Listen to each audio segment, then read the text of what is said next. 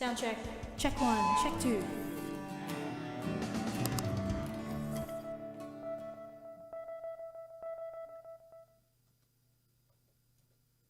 Hello, Melissa. Hello. Hello. Hello. Thank you so much for coming back on the show. I was sharing with you before we started just how thrilled I am to have you back. We haven't connected, on the show since 2019, pre-COVID. Yes, and Yeah. that was centuries ago. It was. There's a giant hole of my life. Everyone's life, but I've been sharing with the community, the Voice Essentials community, over the last few weeks. We do these live hangouts every Monday, 1 p.m. Australian Eastern Standard Time, and I've been sharing with everyone that, letting people know that you're coming on because we're all very excited, and telling people that you are still right now, as of right now. In fact, by a country mile, you have had more out. The discussion that we had 4 years ago is we've had that show has had 35,000 views, which for my humble little channel is a big deal for the live hangouts like that, because that's a long thing to watch, and it just is a testament to your expertise and the respect that you garner internationally from so many different people, pedagogues, professional singers. There's so many ways we could start this show, but let's start by, what have you been doing for the last 4 years that we all need to sort of catch up on? Well. Okay. So during COVID, a lot of artists, since they weren't touring, they started to work on their skills. So that was a really great thing, is that I was busier. Everybody else was not busy as I was. And I've also been doing these online classes, and I started that in 2019, right? Basically, about the time that I saw you, I started Zoom group classes, and those have been really successful. And I'm still like working on the model, because I want people to have the information. Yeah. But a private lesson, you know how it is when you've been teaching for 30 years, you cost more than you did when you first started. Yes. And I remember being an artist, not being able to afford the best, the best of the best. And I hated that. So I wanted to make this information reasonably priced. And I think I'm working on a new model. It used to be like a 3-part class over 3 weeks, over 3 days, the speak, the sing, the scream, and it was quite a labor. Yeah. And I found out that if I make smaller classes for less money rather than the big Magilla, right, that I can still get the information out. So I put out this one big class that's a 4-hour class, and then there are the smaller groups where people can actually demonstrate. Wow. And I'm hoping that this model works. That's interesting. Yeah, I've at times toyed with the idea of group classes, but actually the challenge to me has always been that, okay, how do I get the model right? So it's obviously something that you're wrestling with currently. Yes. Yeah. And it's it's hard to teach everything, and I don't want to harm anybody. Yeah. And I don't want to guarantee that people are going to be able to learn everything in the short amount of time that I'm with them. So there's a very complicated machine I've got going on here, where the recordings are streamable, forever, and you own the recordings, and you can practice, and you can, email me and all that stuff. Yeah. But it's still, there's some people that don't scream, that just want to sing. Yes. And there's people that don't want to sing and they just want to scream. So now I'm polling people. So I have these smaller classes. So now the smaller classes after the introduction class is ear training, songwriting, screaming, and singing. So there's 4 separate modules that you can take after you take the first class. Yeah, okay. And I guess that if we can use that as a stepping sort of a stepping stone onto talking, the big thing for you, and you keep referring to it as scream, and other people refer to it as distorted vocal. It's kind of, we're just going to use those as umbrella terms today, with your permission. I guess the challenge that a lot of people, the first question that a lot of people have around scream, distorted vocal, is it going to hurt my voice? It all comes back to vocal health, right? Sure. So let's kick off with talking about what is the key physical aspects of producing distorted vocals, all while we maintain vocal health. What do singers need to be aware of? Okay. So first of all, I don't use the word distorted, and I'll tell you why. Because distortion, I'm getting really, persnickety about language. Like I'm on a real crusade about, okay, let's get our language good, because there's people that use words like compression and mix, and we don't know what we're talking about when we communicate. So I'm just going to put my word out there. Yes. Noisy vocals. Noise. Because the scientific word for that noise in the sound that's not oscillating cycles per second into pitch is called noise. So how do we be noisy and stay healthy? That's the key. Interesting. So noise, there's different ways to make noise with vocals. There is a flow way and a blow way.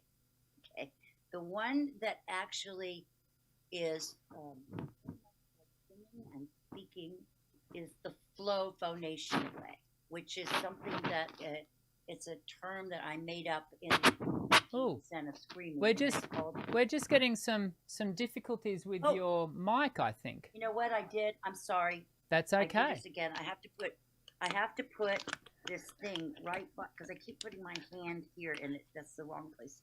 Okay, I'm sorry. I'm going to try my hands back. Don't touch the mic, Melissa. Don't touch the mic. Okay.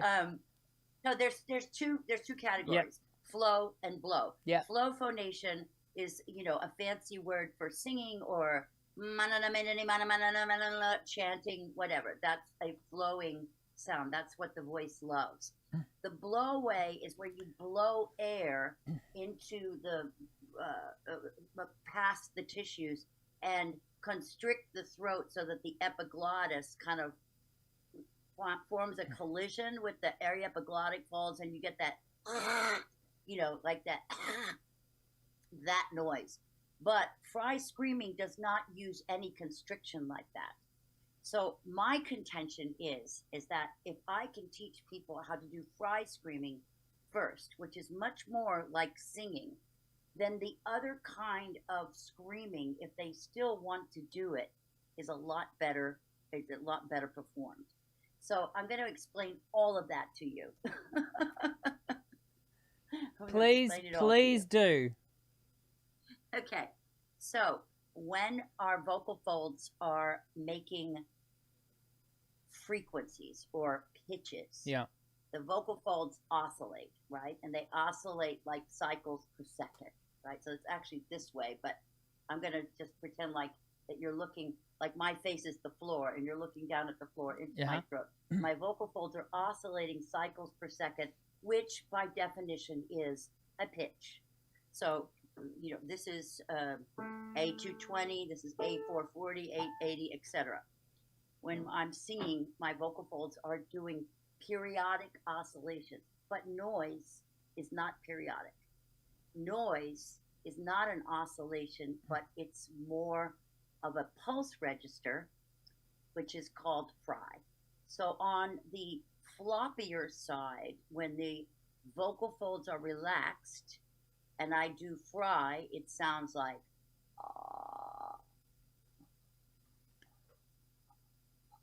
now that is not a note. Yeah. You could not find that note on the piano. However, right, it sounds like a note, and a lot of people think it's a note when they're talking about screaming, but it's not. It is a resonance. It's not a note.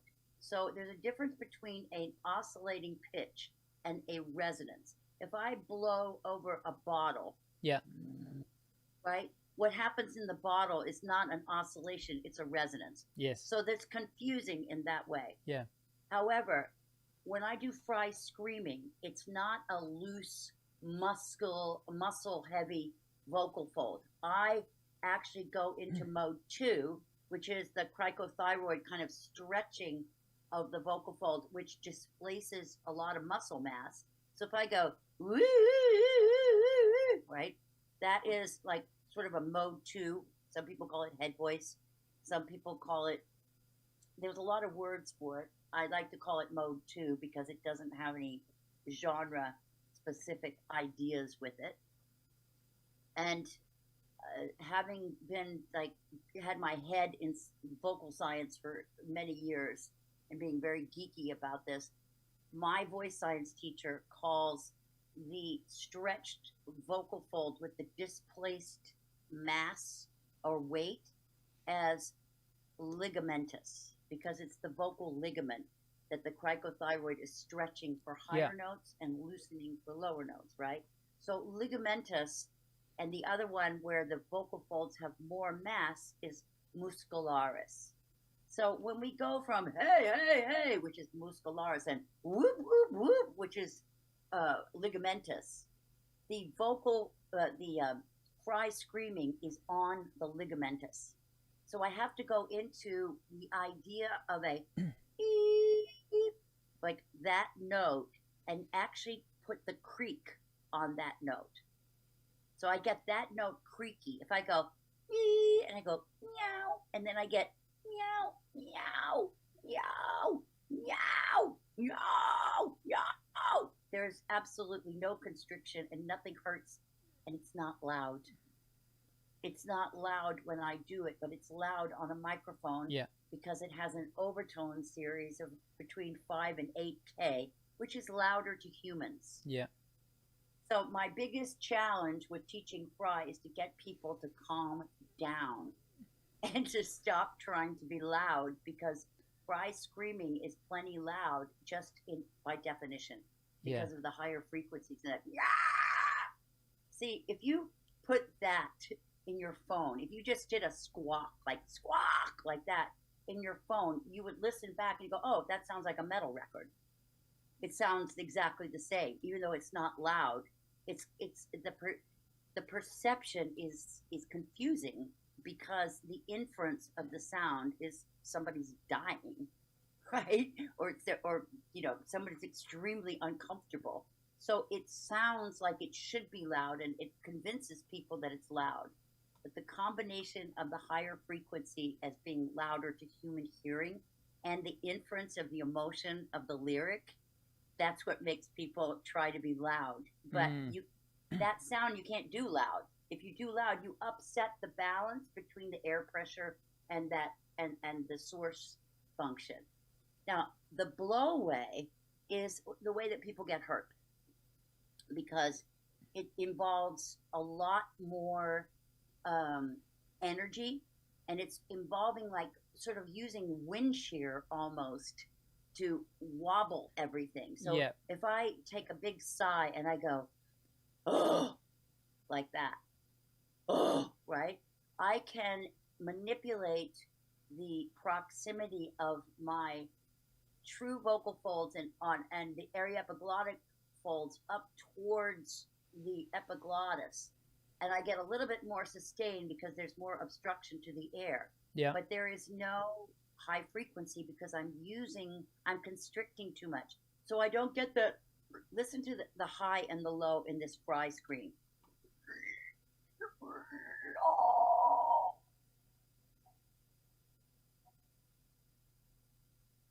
I think we might be. I think Right? I think Zoom is cutting some of that out, unfortunately. Oh, wait a second. Hold on a second. I knew how to make this better. You can put the original sound on. Yeah, right.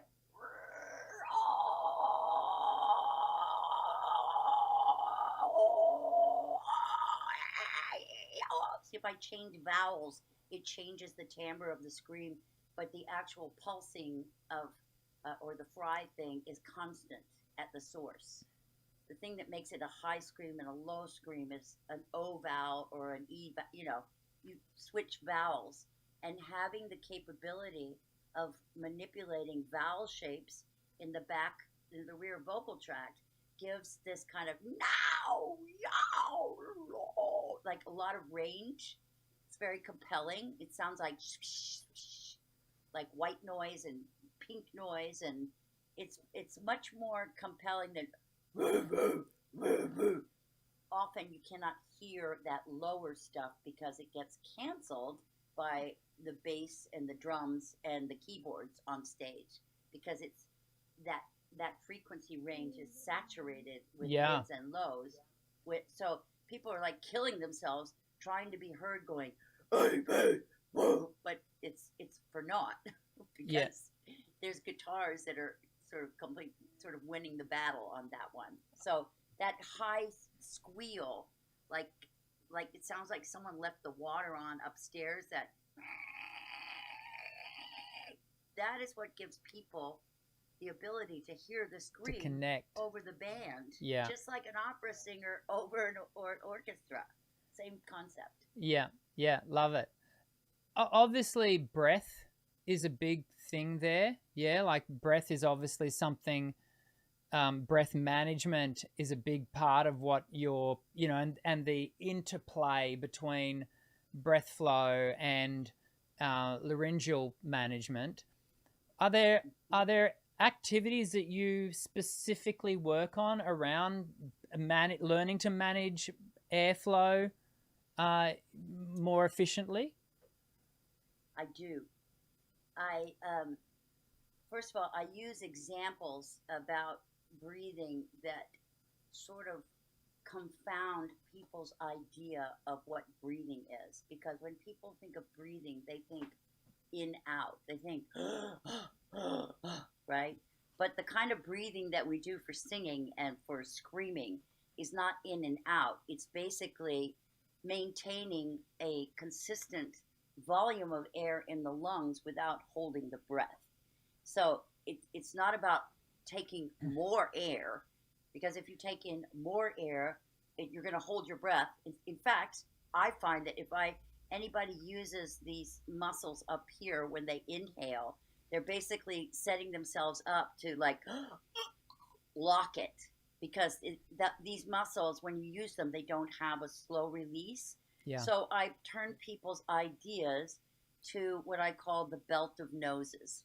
So if you have like 10 noses around your waist and you sniff into your waist instead of into your nose, your floating ribs go around the side like this, like that. Yeah. And just by maintaining that expansion, you're maintaining a level of volume in the lungs that you can kind of regulate just by that posture.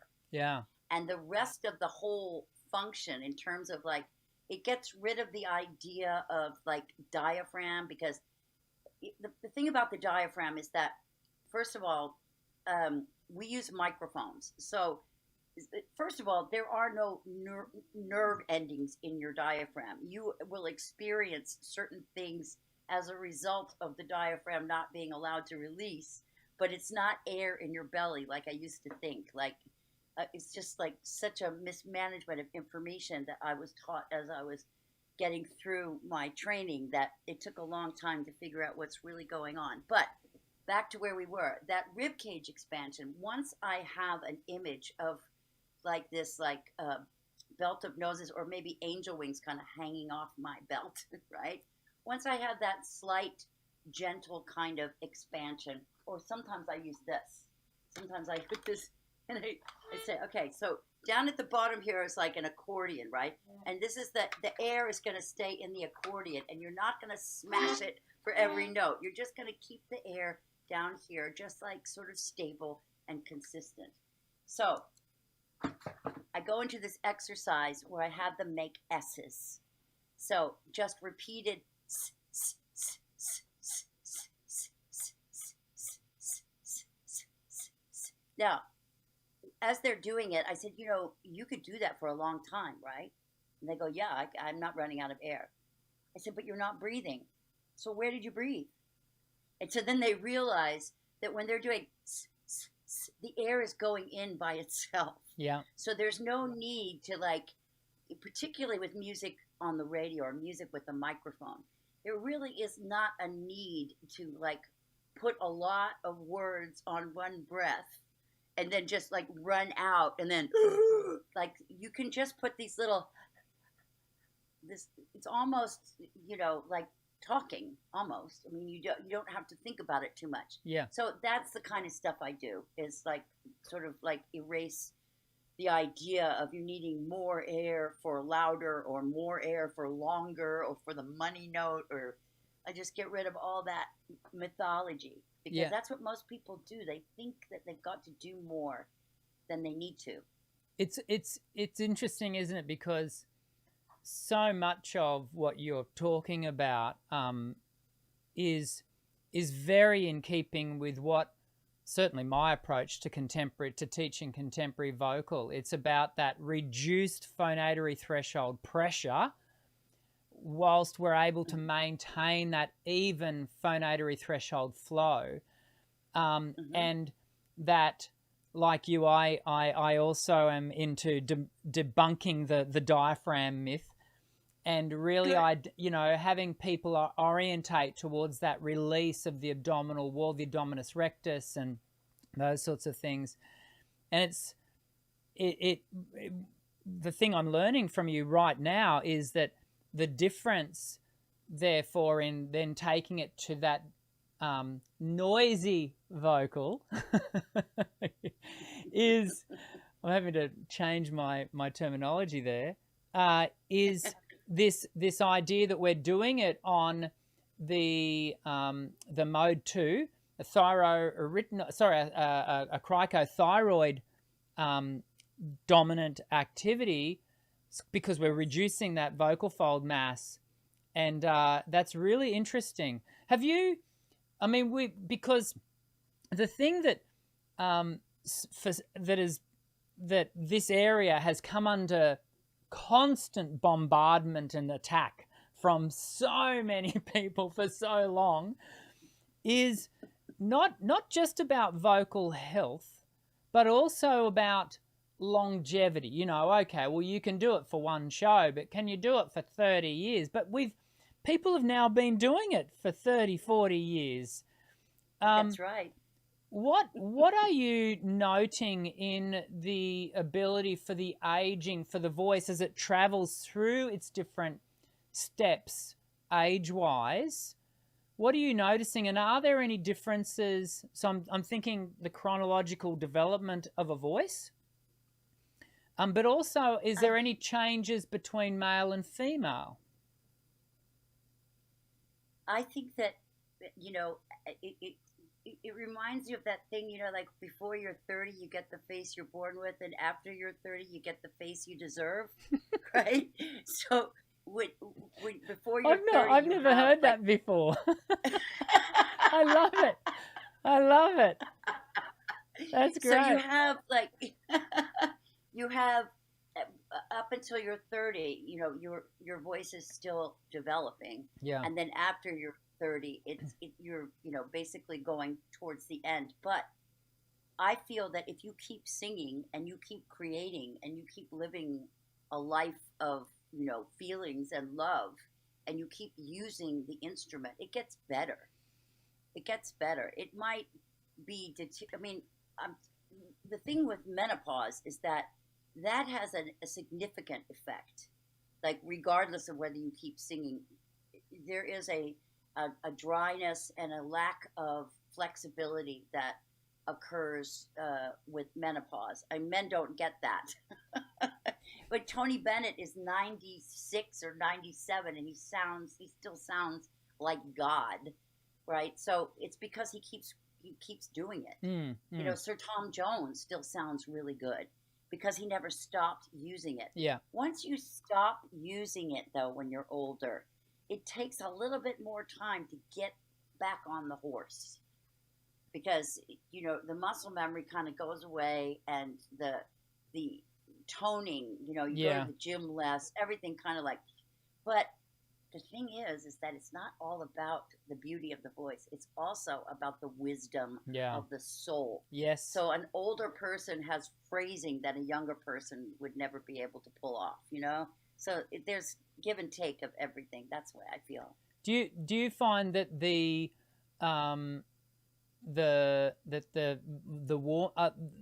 well, I'm trying to figure out the right way to ask this question. Are there particular warm up and cool down strategies that you encourage that you might think are different to your general singer? Wait, what's the question again? Yeah, so thinking about singing warm ups, vocal cool downs. Are there different strategies for preparing a voice for use with noisy vocals, or is it the same? It's the same. There's no screaming in a warm up. No screaming in a warm up.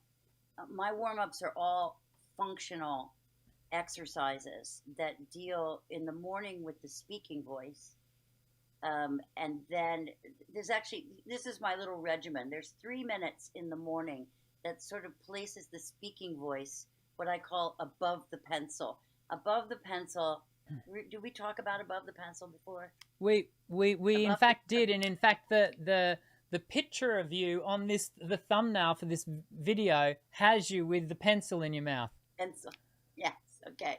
So this method is you could call it sort of augmented feedback. That's what a physical therapist would call it. Or like, say, a ballet teacher, I say, teacher, I can't get my leg to go higher. And the teacher says, instead of lifting your leg, why don't you sweep from underneath it and sweep up to the ceiling? And then your leg goes over your head.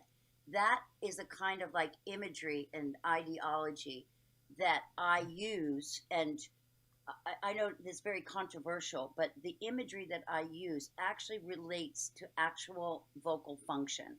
So I'm not just making up like pinch your butt or like pretend you're a chicken. And it's never sound like anything.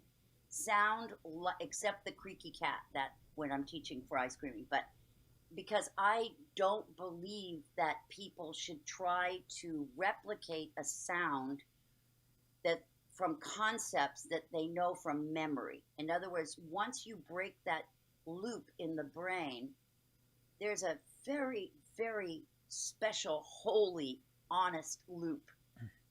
If I go, oh no, I did not choreograph, no, I didn't choreograph that intonation. I communicated something that I meant.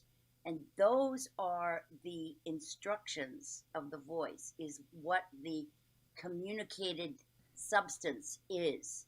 So the imagery goes into the imaging, and then my voice does over the pencil. So if I put a pencil in my teeth and I do that cricothyroid, like, yee, but I don't think of it as singing. I'm going to a country western bar and I'm going, yee-ha, right? I'm doing yeep, right? And I put a pencil in my teeth. I can feel on that vowel, and only that E vowel, a vibration above the pencil. And by just recalling that sensation in memory, like it just sort of washes over you, like above the pencil, a little bit of a pretend of golden particles moving over the pencil, it sets up a instant identification of a laryngeal stability. So already when we do above the pencil, right, the larynx is not reaching up for what one considers up there, a high note, because notes don't walk on the ceiling. right? The word high makes people go, eek, eek, right? Which is exactly how not to get the note. Because you need more resonance in the vocal tract to make and you also need that cricothyroid activity to happen. So, but if I go, even if I'm going a scream, if I'm imaging it above the pencil, then my larynx is likely not to go out of control and reach up and go do all the stuff that, is being suggested by myths like high note, low note, all that stuff. I don't know if that makes any sense. But. You make perfect sense. And as you're talking about high note, low note, and register placement there, I'm given to, and then I'm connecting it back to the comments you've made around it being mode 2 that we're creating these noisy vocals on. Can you just unpack in the briefest of moments how then a singer moves through their vocal range effectively low to high while maintaining that because obviously the melody of the song is going high to low and back again. Whoa. Okay. Oh, wait. You're talking about melody and I was talking about noise. Now, if you're going to put any notes in the noise, that's a different kind of scream. Okay. Because the ones I was talking about before, just the pulse and the false chord, those don't have pitch. Yep. A, B, or show, bang, pop. That's noise. Okay. Right? But if I go, I don't know, I don't know, yeah. So the back part, the rear part of my vocal folds are frying, but closer to the interior portion of the vocal fold, there's a small oscillation happening. So there's a dual function. And I remember when I showed this to like Johann Sundberg, like I said, look, it's doing two. I think I'm the first one to discover that because I was fortunate enough to have access to high-speed photography, the laryngoscope, high speed. And on the you could see on the chymography, you could see that the front part of the part of the vocal folds is closer to the front, right? Basically was oscillating but the rest of it is like percolating like this. So you get this, the picture has like this oscillation at the bottom and then, so that's your kind of like, oh, Lord. So I'm going, here's fry, yeah. Here's call, hey, yeah, hey, and I go, yeah. I put them both together, and you can hear a note inside the fry, right? So I didn't do any scraping, no scraping. Scraping. The idea that people think that there's a need to rumble something, to go in the throat is what gets people hurt. Because they don't control that very well. So you'll find a lot of like Broadway type singers will go, so, that's a different kind of false chord. But I do not like that sound. I don't like that sound. I hate it. It just reminds me of like some, over the top, like bad cabaret. Like, and so I'm going, like, ugh. I don't like it. But, I mean, maybe some people like it, but I like that kind of raspy, more, like Janice or Bryan Adams or Joe Cocker, or I like that sound better than that. And that would be a fry kind of sound, not a constriction and a vomit noise. I wonder... a question that often comes up with just your garden variety contemporary singer is, I'm in the middle of my song and I find myself allowing the emotion to drive my singing, which is on one level a very positive thing, but equally if the singer is not able to manage that emotion, it can actually cause there to be an increase in subglottal pressure. The voice can start to load up, and it can create issues. I can only think that that is a challenge, and then some, when we come to emotionally driving noisy vocal, but managing that. What do you tend to do with your singers around keeping that sense of balance in that emotional aspect of a noisy vocal performance? It's a very good question. First thing I do is I take all the emotion out of the reference to the sound. So I tell everybody we've got to get rid of the idea of loud, brutal, metal, violence, road rage, trash your room. Get rid of all of those associations, because right now we're going to make sound effects. So we're going to do a little Marge Simpson, or you get a parrot, you go, "Oh, you want a cracker?" Or, you know, we reassociate the sound with something that is not rageful. It's very important, because then it becomes separate from the emotional inference. And then I can teach the body to do what it needs to do without the emotion. Then the emotion goes back into your heart. So, in other words, the exercises in the morning warm-up and the stamina warm-up, which is right before lunch, and then the singing warm-up, all of those are functional vocal exercises. Basically, go wee and wee, you know, ahs and e's, but doing above the pencil and all kinds of like, not all the screamers that don't sing notes don't do the singing warm-up, but most everybody does my singing warm-up, because the resonance strategies for good singing is the same for good screaming. It's the vowel shapes that make it most compelling.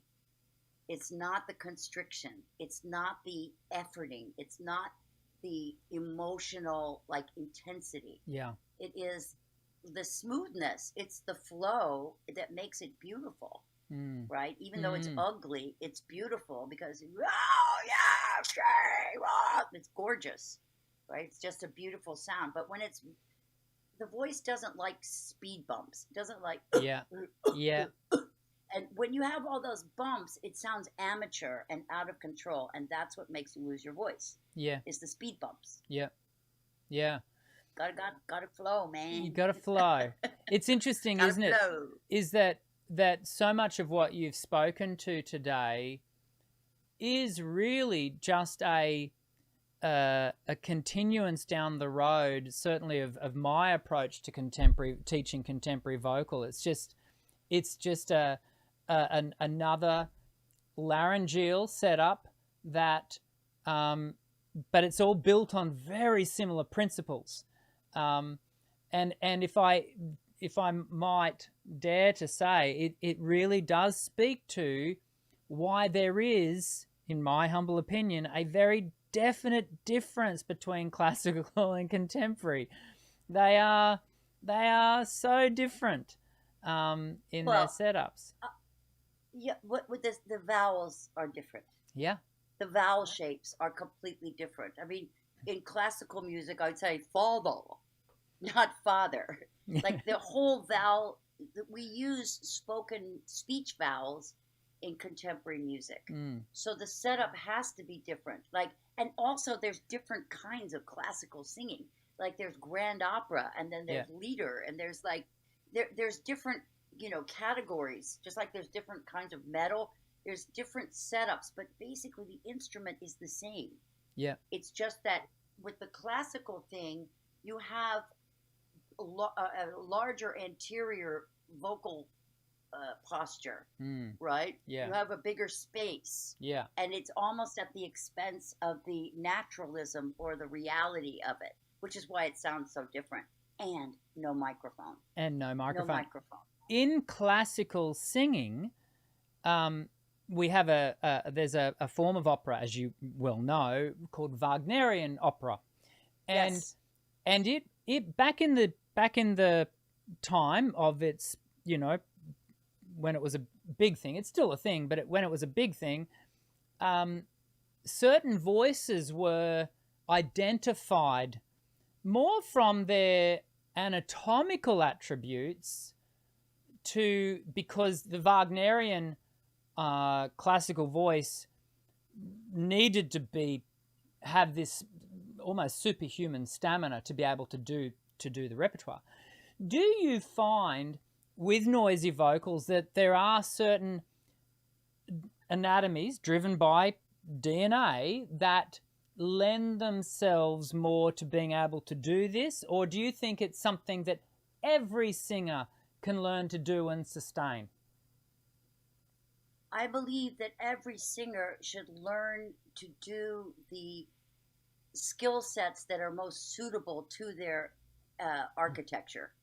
In other words, the ladies that do false chord screaming, they're gym rats. They have to be gym rats. In other words, you're like for a whole show, it's almost like I don't think that is the ideal setup. But there isn't a lot of popularity with death metal.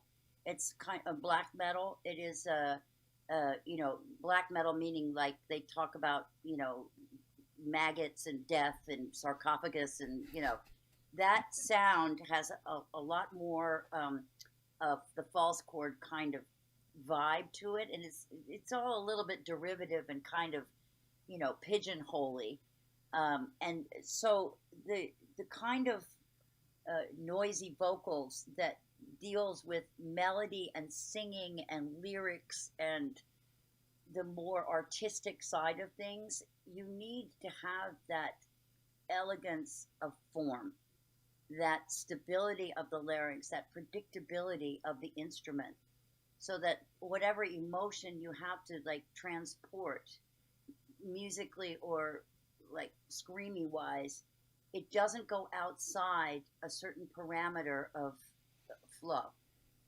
because that control or that centeredness is so important to being able to deliver a story in an authentic way. Yeah. If you're out of control and you're acting like a teenager that wants to be the biggest badass metal screamer in the world, the performance really sucks. Yeah. Because it's somebody trying to prove to you something.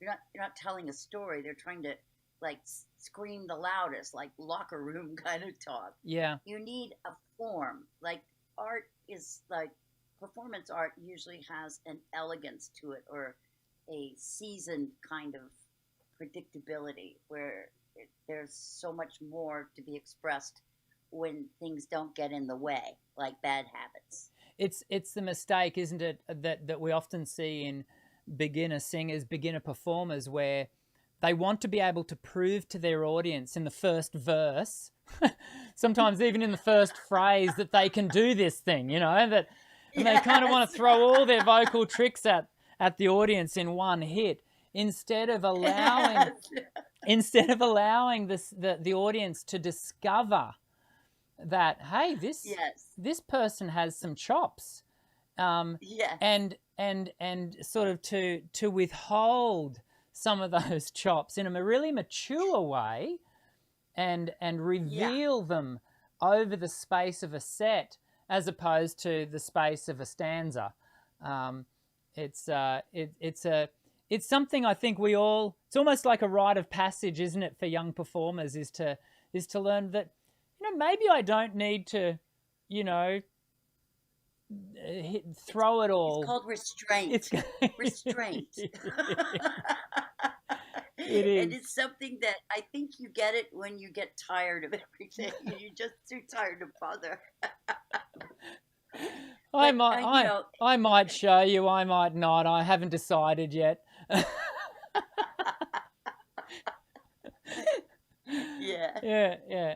Melissa, I've so enjoyed our chat again, and I'm almost certain that that it's going to get a similar amount of views in replay as our first hangout. But can I say that I very much hope that our next hangout isn't 4 years in the future. I'm hoping that we can do it sooner than that. Do you have Please. any closing thoughts, as you know, as we've been, you know, talking along? And believe it or not, we've done our time. Like I'm wrapping I went up by right. so fast. I'm wrapping up right now because we're out of time. But to give you the last thought, what is there anything you want to leave us with? Any little bits of wisdom that you went to say and I cut you off or something like that? I don't think that you didn't cut me off, but I just want, I just remember my life before. I've been a teacher for a very long time, but I was an artist for most of my life. And I just want people to know that everybody is a somebody. Everybody is a somebody. And your somebody and my somebody was always here. So when you are singing or doing screaming or whatever your thing is, you're not replacing anything. You're allowing things. So you don't want to like put kind of things on your voice.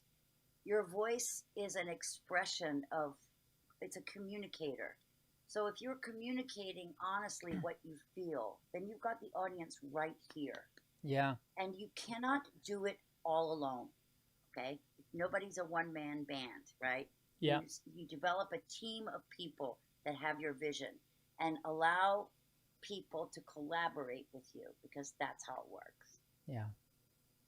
And that is an excellent message to end today's live hangout with Melissa Cross from Zen of Screaming. Thank you.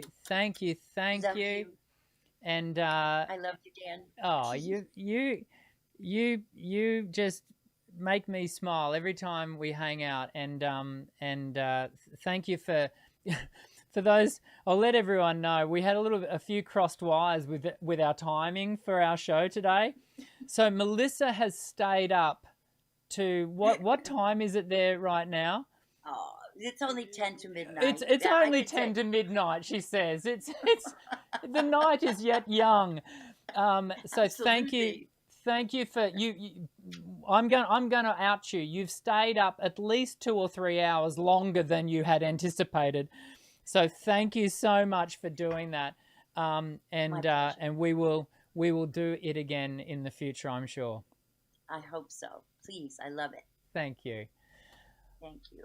I promised you she is amazing, and there is so much practical stuff going on in that live hangout that we've just had. Go back, watch it again, because you're going to have to sort of go through it in sections and you know, really rewatch and deep dive into what Melissa was instructing us so practically on just then. So please take the time to do that. Share it with your socials, because I know that you've got friends who are right into this stuff that will really benefit from it. Next week, just so you know, next week we have another public holiday here in Australia. We've got a public holiday tomorrow. It's called our Anzac Day. It's our Remembrance Day tomorrow. Next week, then here in Queensland where I live, we have a public holiday on the Monday. So there will be no live hangout in next week. So we will get back together in 2 weeks' time for our next live hangout. And it will be at 1 o'clock Australian Eastern Standard Time. And we're going to do a Q&A. The whole session is going to be a Q&A. And so make sure you come with your questions, ready to ask them. And I will do my utmost to answer them to the best of my ability. And then I've already lined up our next 4 live guests. I'll tell you who they are when we hang out in 2 weeks. But until then, have a great week. I do wish you all safety and health. And I look forward to seeing you again. I'm Dr. Dan. Sing well.